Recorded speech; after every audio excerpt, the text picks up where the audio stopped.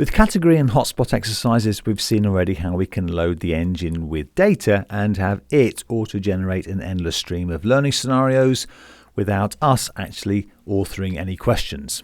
Nice. But there may be times when we actually want to author some questions, but still provide this rich learn by doing experience. Well, that's the purpose of the question bank exercise. Add activity of type exercise and select question bank. Now I'm going to build a simple exercise about vehicle design. So I can write my question, what are aerodynamics? And I can perhaps format it and add an image if I want to. And I can add a correct answer about the study of motion of air and some incorrect answers. I'll just quickly paste them in, and you can add as many questions as you like.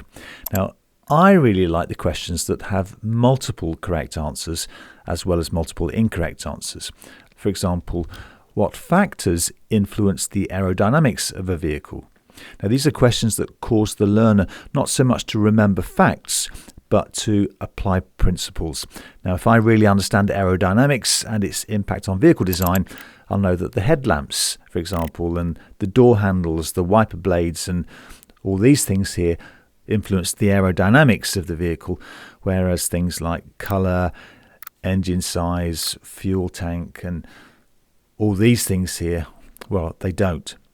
Now, authoring these kinds of questions takes a bit more thinking, but in my view, it's well worth it. It provides a much richer learning experience. So with just one question, the chances are I'll have sufficient variety as a learner to make me think.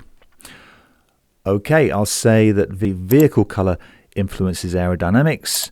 No? Okay. Well, the lower engine cover shape and size, I guess, is a factor in aerodynamics. Now, the system's told me or helped me learn the correct answer, but now going on to the next question, the chances are I'll get a different set of data to reason with or to think about. Yes, this time now, I'm not just remembering the engine cover thing from the last time, but I've got to think fresh. I'll say it's the trim this time. Great. And this time, headlamp shape and the door handles, and so on and so on. And that's just with one question in the bank. Now, adding more questions, and I've just added these extra questions, again, each one with multiple correct answers as well as incorrect answers. Then going back to the learner experience, this time, well, factors influencing fuel economy, that'll be engine size and number of passengers. Now factors influencing aerodynamics, that'll be just headlamp shape from these options. Then next, well, same question this time, but a completely different set of options for me to consider. It'll be trim. And, okay, same question again, actually with the same correct answer, but it's mixed up with a different set of incorrect answers. Each question is making me think.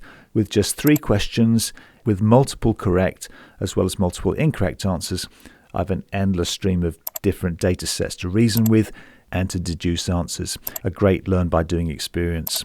And that's just with 3 questions. Obviously, adding more questions, you'll have a much greater breadth and depth of scenarios that can be presented to the users.